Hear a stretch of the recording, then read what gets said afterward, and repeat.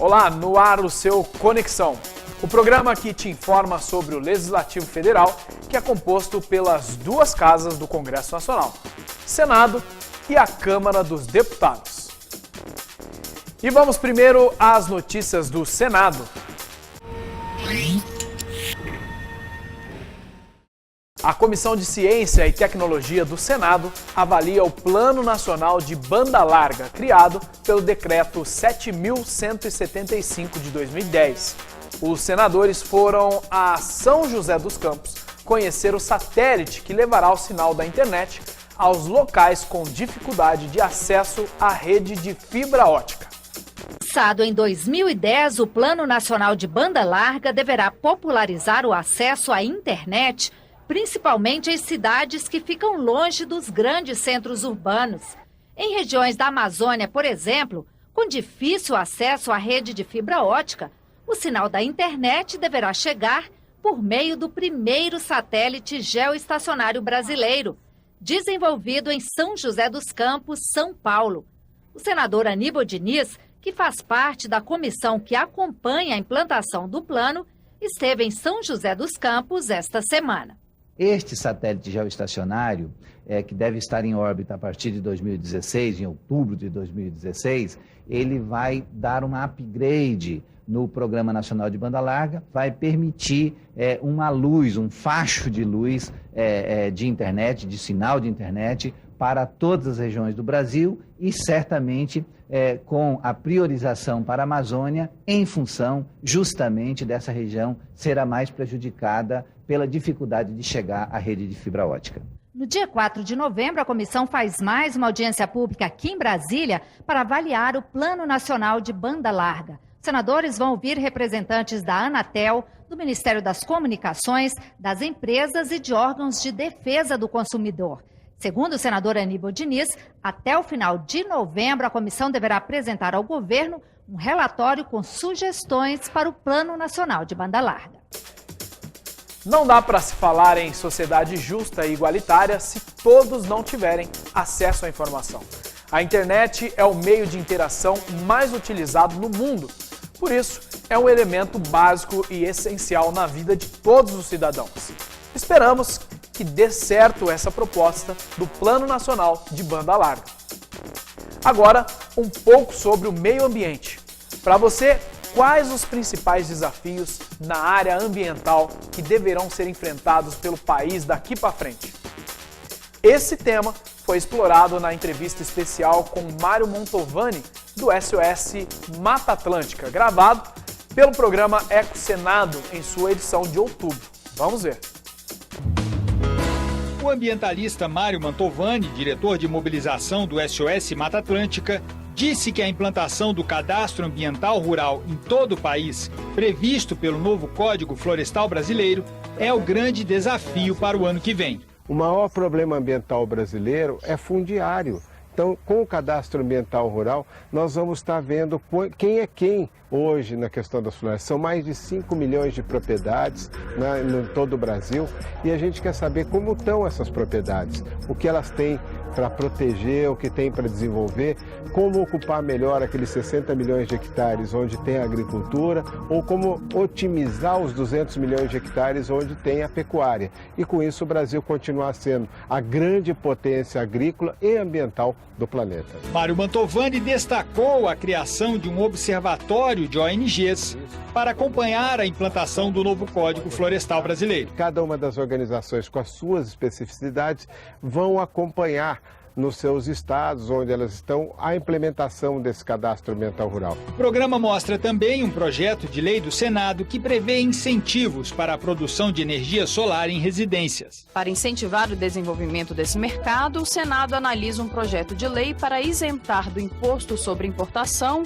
os equipamentos e componentes que vêm principalmente de empresas chinesas. Essa importação tem resultado numa trava ao consumidor que pode produzir, ele pode montar esse equipamento na sua casa. Precisamos diversificar a energia no Brasil. Eu acho que o grande campo hoje é a energia da biomassa, que nós precisamos começar a nos cuidar, a eólica e a solar. Também na edição de outubro do Ecocenado, espaço para a criatividade e o talento no reuso de materiais. Em Planaltina, cidade satélite de Brasília, o serralheiro e artista plástico Salim Abdon inventa objetos e cria formas inusitadas a partir de sucatas.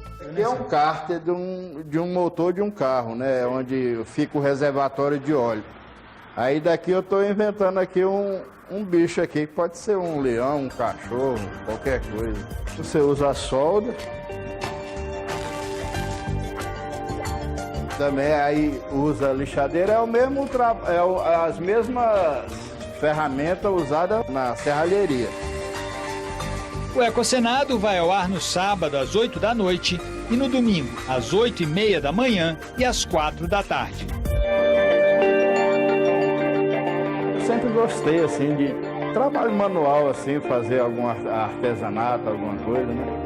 E eu fui juntando pedaços de ferro e foi transformando em alguma coisa.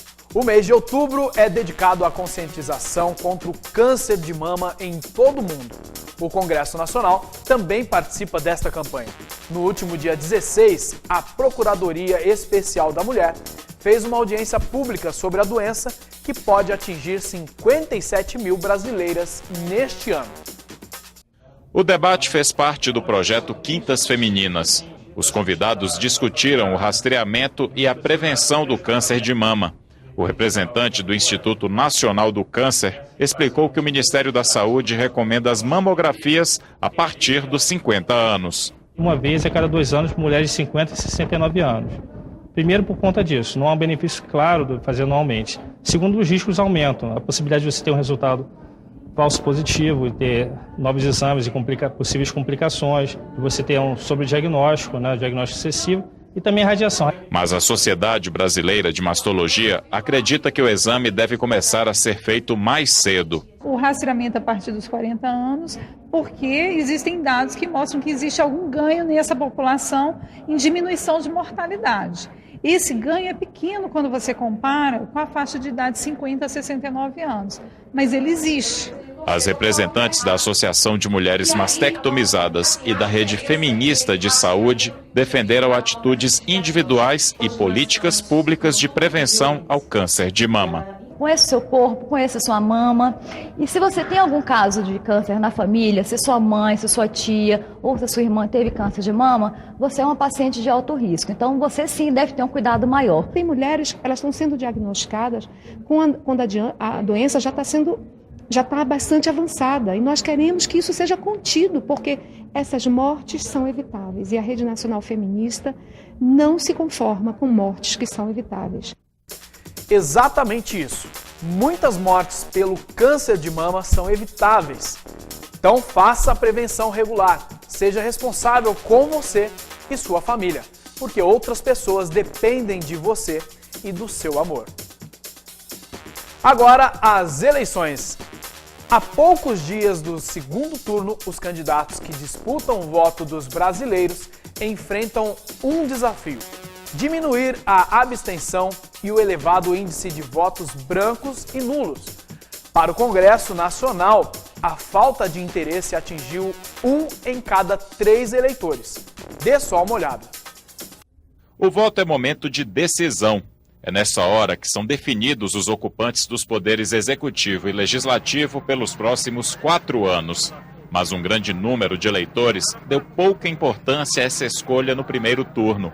Dos mais de 142 milhões de homens e mulheres aptos a votar, cerca de 28 milhões não compareceram às urnas, o que corresponde a quase 20% do total. Este consultor do Senado acredita que a abstenção pode ser ainda maior no segundo turno. Se a tendência das eleições de 2006 e de 2010 for refletir um processo mais consistente e ela se reproduzir em 2014, nós podemos ter no segundo turno 3 milhões de eleitores a menos votando do que no primeiro turno, mais ou menos.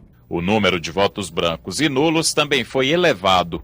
Mais de 11 milhões de eleitores escolheram uma dessas opções ao votar para presidente. No parlamento, a quantidade foi ainda maior. Cerca de 18 milhões para a Câmara dos Deputados e quase 26 milhões de votos brancos e nulos para o Senado Federal. O cientista político Cristiano Noronha explica que 3 fatores justificam o expressivo número de votos brancos e nulos para deputados e senadores: o pouco tempo para os candidatos apresentarem propostas na propaganda eleitoral, a falta de conhecimento do trabalho do Legislativo e a imagem negativa do Parlamento. O Legislativo, em geral, federal e estadual, e municipal também, a percepção é muito ruim. Então, o eleitor percebe que ele está mandando apenas mais um e que não vai fazer a diferença. Então, isso, de certa forma, pesa também contra a definição do voto, no caso do Legislativo. O maior número de votos brancos e nulos para candidatos ao Senado não surpreendeu os parlamentares. Eles defendem caminhos diferentes para reconquistar os eleitores. O presidente tinha que estar mais na dependência do Congresso Nacional. E o Congresso Nacional tinha que ter mais responsabilidade com relação à presidência. Então, isso envolveria os dois lados.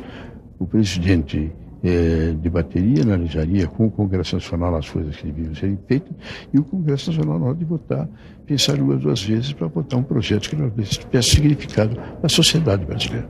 Protestar com voto branco e com voto nulo, eu acho que é antidemocrático e não colabora com esse país. É preciso que a gente faça uma reflexão, que a gente olhe para o umbigo, vejamos o que é que nós estamos fazendo e, dentro dessa análise, reformulemos nossa forma de fazer política e tentemos nos tornar mais atrativos, de forma que a população participe do processo político e acredite na política como instrumento de transformação. Vote! O perfume da democracia é exatamente esse: o direito de podermos opinar sobre o futuro do nosso país. O problema pode estar na essência, mas quando você anula ou vota em branco, atesta que não está apto para contribuir com o futuro político do seu país e endossa automaticamente as práticas do regime militar. Pense nisso. E por falar em democracia, olha só que bacana! Uma proposta do Congresso Nacional visa dar publicidade às produções das casas legislativas de todo o país e através de indicadores de transparência. Acompanhe. A proposta foi analisada pelo Conselho de Transparência do Senado Federal. O objetivo é divulgar o trabalho das casas legislativas do país. O estudo vai mostrar o desempenho do Congresso Nacional, das assembleias e câmaras de vereadores no que diz respeito à produção de leis e outras questões administrativas e de controle social. A reunião foi comandada por Carlos Matias, presidente do Conselho de Transparência, e contou com a presença de Caio Magre, do Instituto Etos, e de Natália Paiva, da ONG Transparência Brasil, que acolheram o projeto e vão contribuir com a iniciativa do Senado. Uma nova versão dos indicadores de transparência dos legislativos, já com a colaboração dessas entidades civis, deve ser apresentada no dia 3 de dezembro. A cada dia, o Poder Legislativo caminha para a obtenção do cumprimento da democracia. A TV Câmara é prova disso. Transparência é a razão de estarmos aqui. E agora vamos com os assuntos da Câmara dos Deputados. Os prefeitos dos municípios que sediam hidrelétricas reivindicam no Congresso maior compensação financeira. Os gestores municipais pedem que o governo federal crie um fundo de compensação para terras alagadas. Ter uma hidrelétrica em suas terras costumava ser um bom negócio para os municípios. A prefeitura recebia compensação financeira e reforçava o cofre com imposto sobre energia. Só que isso vem mudando. Desde o ano passado, quando o governo baixou o preço da eletricidade, esses municípios já perderam algo como 700 milhões de reais em arrecadação. Enquanto você estava num processo de venda, onde você tinha um valor de ICMS que trazia uma vantagem grande para o município, era vantajoso a instalação da usina, né? Agora, com a redução, ela passa a ser desvantajoso. Por quê? Se você não tivesse construído a usina, vamos supor, num lugar onde tinha uma cachoeira, certo? Como Itaipu acabou com 7 quedas. E 7 quedas eram nos principais locais turísticos do Brasil. Então você terminou com o turismo naquela região e naquele município. Os prefeitos de quase 200 municípios vêm pressionando o Congresso para aumentar a compensação e o repasse de verba federal. Eles querem também criar um fundo para ajudar quem teve suas terras alagadas por hidrelétricas. Pará, o Rondônia, está construindo usinas grandes, que vai trazer também mesmo esse impacto, tá? Mesmo esses problemas. Tendo uma lei que já garanta, né, a sobrevivência desse pessoal, já você tem pelo menos uma segurança e você pode assegurar o direito para esses trabalhadores que hoje estão, né, na Barranca do Rio, que vai ser prejudicado consequentemente com o alagamento. Um projeto em tramitação na Câmara dos Deputados, com certeza, vai agradar aqueles que pretendem trocar de carro. A proposta obriga as montadoras a entregar os veículos à concessionária já com pelo menos 10 litros de combustível. Em 2012, a produtora Paula Miranda e o marido compraram um carro novo. Ao saírem da concessionária, a pouca quantidade de combustível no veículo foi motivo de apreensão para o casal. A gente descobriu no momento da saída que realmente o tanque estava vazio.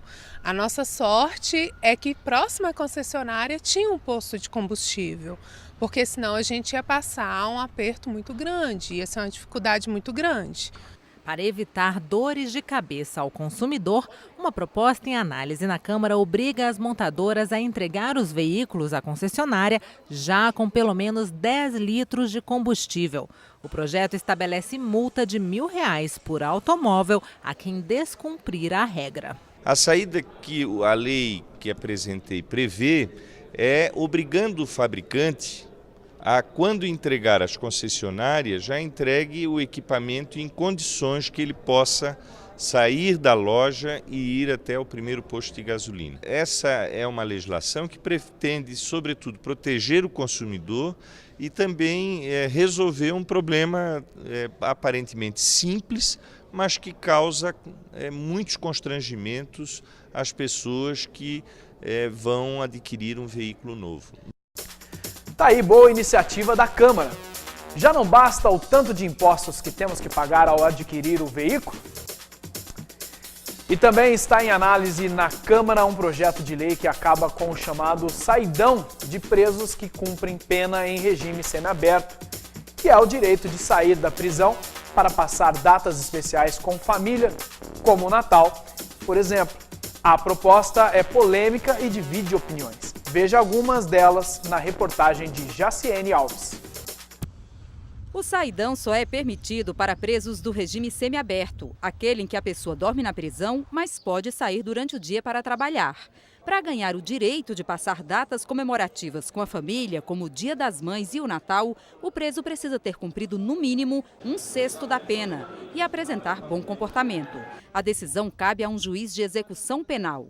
Mas uma proposta em análise na Câmara acaba com o chamado saidão. Segundo o autor da proposta, deputado Cláudio Cajado, do DEM da Bahia, a ideia é reduzir a criminalidade, que, segundo ele, aumenta quando há saidão de presos. A proposta está em análise na Comissão de Segurança Pública da Câmara e tem o apoio do deputado João Campos, do PSDB de Goiás, que falou com a TV Câmara por telefone. Eu penso que, por mais que os dados indiquem que o número de presos que saem nessa oportunidade do presídio para estar com a família não voltem ou cometam crimes, os dados não são tão altos, mas um só que não volta e que volta a praticar crime e que cria toda uma situação de segurança para a sociedade, já justifica. Eu acho que nós temos que acabar com o saidão e, se for o caso, que estabeleçamos um regime de visita diferenciada para essa oportunidade do Natal, por exemplo, que a visita seja uma visita diferenciada e tal, mas ele no presídio e não ele deixando o presídio. Mas o secretário de Assuntos Legislativos do Ministério da Justiça é contra o fim do saidão e afirma que a medida é importante para ajudar a ressocializar os presos. Nós sabemos da importância desse instituto que vem desde a Constituição Federal e não só dela. Todas as legislações mundiais prevêem um método de execução penal que prevê não só uma reprovação às condutas criminosas ou às infrações penais, mas também da ressocialização das pessoas presas. Não há dados científicos que demonstrem que possam fazer uma associação direta a qualquer elemento de aumento da criminalidade a esse tipo de fato. Nas ruas, a proposta divide opiniões. Se eles estão presos, eles estão pagando o que fizeram. E se for solto, vai fazer pior. Porque tem muitos que aproveitam o saidão e o que é que vai fazer? Vai roubar, vai fazer tudo que não presta. Se for algo efetivo, que a grande maioria realmente retorne ao presídio, seria uma minoria que acho que não seria justo tirar esse direito de todos por uma pequena parcela que não cumpre, né? O preso ele deve ter o direito sim de ver a família dele, pelo menos nas datas especiais. Na semana passada, a Câmara dos Deputados recebeu alguns manifestantes. A movimentação é contra o desconto da Previdência para quem já se aposentou e a favor da recomposição do valor original de pensões e aposentadorias corroídas pela inflação. Eles vieram ao Congresso protestar contra a demora na votação de matérias do seu interesse. O presidente da Câmara, Henrique Eduardo Alves, prometeu colocar em votação, após o segundo turno das eleições, a emenda que acaba com o recolhimento da Previdência para os aposentados.